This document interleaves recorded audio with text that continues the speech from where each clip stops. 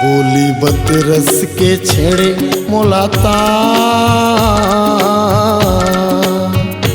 बोली बत रस के छेड़े मोलातान, कजरेली गोरी मारे करजवा मबान, कजरेली गोरी मारे करजवा मबान। बोली बत रस के छेड़े मोलाता, बोली बत रस के छेड़े मोलातान, कर बिलवा का बर मारे करे जेवा मबान, कर बिलवा का बर मारे करे जेवा मबान।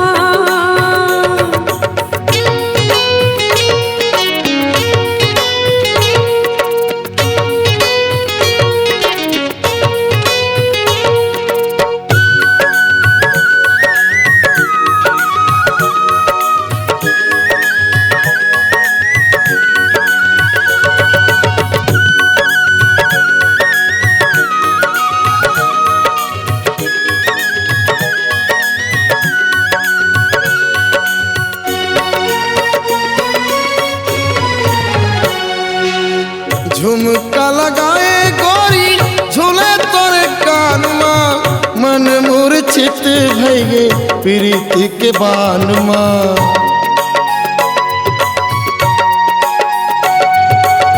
मुच मुच हंसना गोरी हिरनी के चालो, गजरारी नैना तोरे फूले फूले गालो।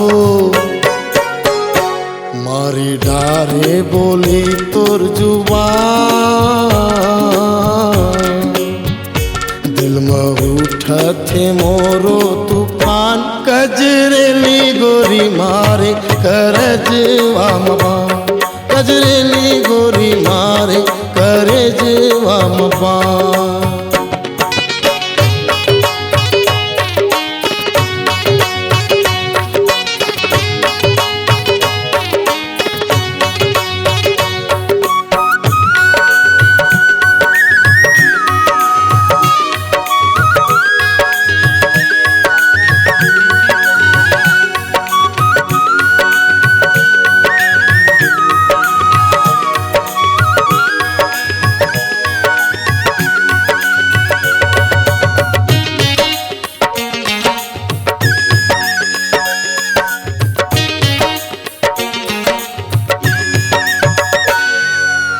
नाक मनथनी सोहे आँखी में गजराओ, गोरी गुलाबी चेहरा खोपा में गजराओ।